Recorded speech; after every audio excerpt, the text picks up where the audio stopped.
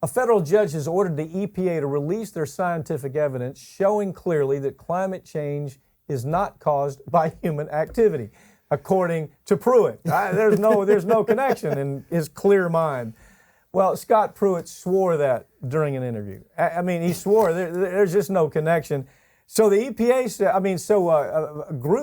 environmental groups say, well, we want to see what in the world that bonehead was relying on. Basically, that's what they're saying. Yeah. Well, I wrote about this the day after he went on CNBC, which was last year, back in 2017. Yeah. And he went out there and he said, listen, I can't tell you everything that we have, but I will say the science is not settled on this. We do have documentation that clearly disputes that human beings are in any way involved in climate change. And the next day, this group Peer says, well, that sounds fascinating, Mr. Pruitt. Can we see those documents too? And at the time, obviously, he said, no. These are my super secret EPA documents. And so they had to file the FOIA request. And here we are a year later, because they've been fighting it tooth and nail. And a judge finally rules on this and says, listen, if you allegedly have this science, these papers that would really blow the lid off the whole climate change thing, if you have proof otherwise, tell us so we can start addressing So it. here's the ending of this. A, he doesn't have proof. No, he doesn't. Clearly he was lying again. B, we seem to, again, look the other way and say, well, this is Scott Pruitt. He's not well balanced. Something's wrong with the guy. We're going to let this ride. And the administration does not have the good sense to say, enough is enough with this guy. You're causing us so much problem. We already have problems in this administration. And now along comes Scott Pruitt, who seems to be, he's just some type of serial liar. By the way, how about the story where it's talking about, there's so many stories about Scott Pruitt, but the one that hits me is one I think we covered last week, where we find out that he's being rented this condominium in Washington, D.C. that's worth a lot of money every month. And he ends up, what's he paying for it? $50 a night. $50 a night in this condominium. Now, why is that important? Because the people who gave him the condominium are a lobbyist group who have gone to him and asked for favors. And at this point, he seems to think, well, I don't really have to, explain all this. He says, well, it's just old friends helping old friends. Isn't that basically his explanation? That's exactly his explanation. And, last week, everybody's talking about, because Scott Pruitt, he had the pen scandal because he's spending hundreds of dollars on each individual pen. Talk about it. Some people may not know about this.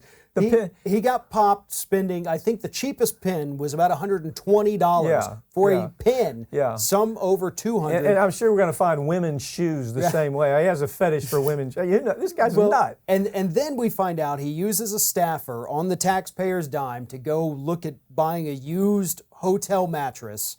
For God, I can't even imagine why any human would want to buy a hotel mattress. Yeah. Then he had the staffer, again, and this is illegal. You cannot have your staff going out doing work, mow my yard, And try to find information so my wife can buy or run or start a Chick-fil-A franchise. And while all this is happening, because that's what the media is talking about, Scott Pruitt, he's ridiculous, he's breaking the law, which is true. But the things he's doing, that's... 2 major regulations last week he worked on repealing and put that in motion. One has to do with air pollution standards, which means we've covered those. Right, yes, we have. And the second one, we talked about last week as well, was his chemical safety thing. We're not going to make people go through chemical safety training so you can poison yourself. Okay, what's the flaw? The flaw is we have a corporate media that sees shiny things, okay?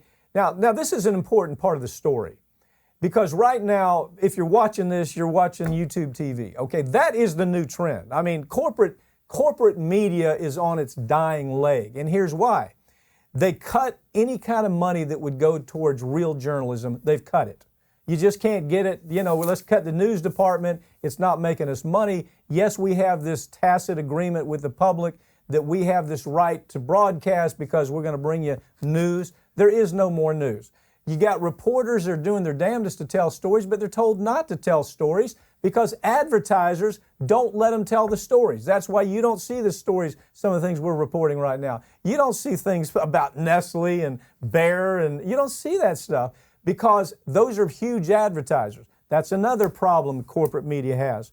But the biggest problem that they have at this point is they simply don't have a sustainable kind of reputation. Right now, you've got millennials that don't even watch corporate media. Right. They watch skinny bundles. You know, they'll watch exactly what they want to watch. They don't watch the nightly news. They don't know what's on the nightly news. They find their news on places just like this. This is where they're going to get their news. That's the trend. It's really interesting. Cenk Uygur, who's a dear friend of mine, has been for many years, all the way back to the Air America days, started the Young Turks. And actually, we're part of that Young Turks program that shows up on YouTube TV. That is the way that you get stories. And your point about Scott Pruitt proves exactly that. It's the only way you can get news because the media is out looking for shiny things. And because of that, you're going to get your better stories out of things like Alternate, Ring of Fire, the Young Turks. You're going to find places like that you have to go to get the news. Well, and it's also because the corporate media has forgotten how to properly tell a story to the people in this country. Because when you talk about something, air pollution, for example, or the water bottle issue we were talking about earlier, about the particulates and the microplastic, people hear those terms and they tune out. And that's the public's fault, not the media's. But the media doesn't know how to maybe jazz it up a little bit.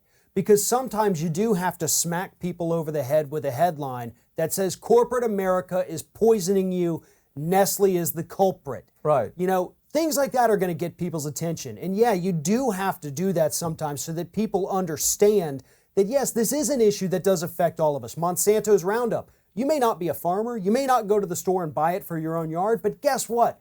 It's in the Cheerios you just ate, but MSNBC can't tell you because they can't tell the story. Right, because Cheerios are coming up during this commercial break.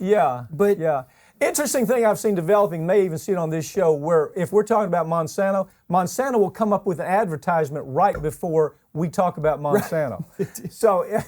So at any rate, at least you're hearing news that you really won't hear anywhere else because, truthfully, as Cenk has always said, corporate media is dead. They are absolutely dead, and all you got to do is follow the nightly news, and you'll kind of start understanding that.